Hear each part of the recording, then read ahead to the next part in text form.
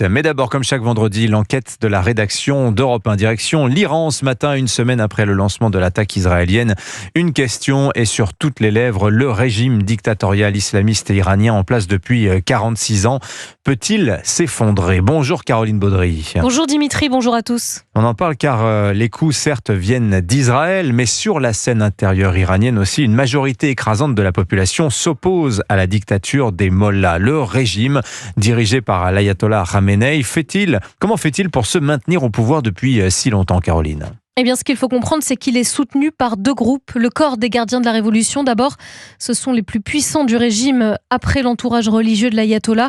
Il faut imaginer, Dimitri, 150 000 hommes armés qui agissent comme une milice idéologique. Ils sont omniprésents dans la société iranienne. Et autre soutien existentiel du régime, les oligarques, comme en Russie.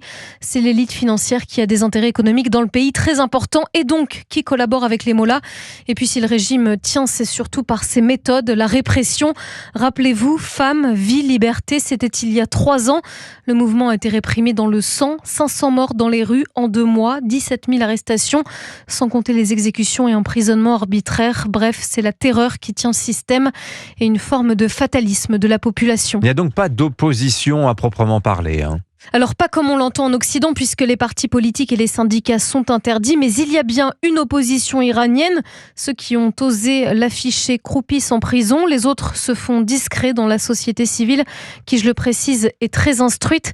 Beaucoup d'opposants aussi dans la diaspora qui compte 8 millions de personnes à travers le monde. Écoutez Farid Vaïd, chercheur spécialiste du pays à la Fondation Jean Jaurès. Plusieurs groupes avec des idées différentes, mais avec des personnalités, certains qui sont populaires, qui ont du poids en Iran. Donc il y a une opposition, il y a des figures de l'opposition, notamment dans la prison d'Evin. Il y a une élite iranienne qui sera capable de construire l'État si le régime tombe. Mais si le régime venait à tomber, Caroline, qui pour remplacer les mollahs à la tête du pays ? Eh bien, c'est toute la question, Dimitri. Impossible aujourd'hui de dessiner des scénarios précis. L'opposition est éparpillée. Aucune personnalité ne peut s'imposer. Résultat, les islamistes pourraient remplacer les islamistes.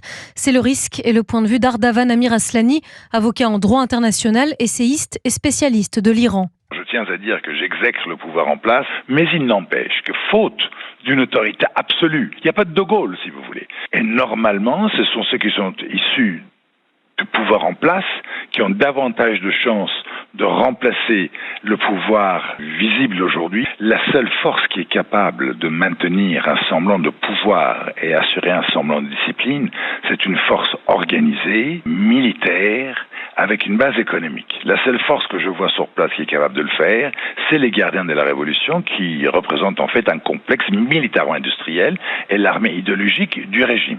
Et c'est face à la crainte du chaos dans le pays et dans la région que la diplomatie internationale tâtonne.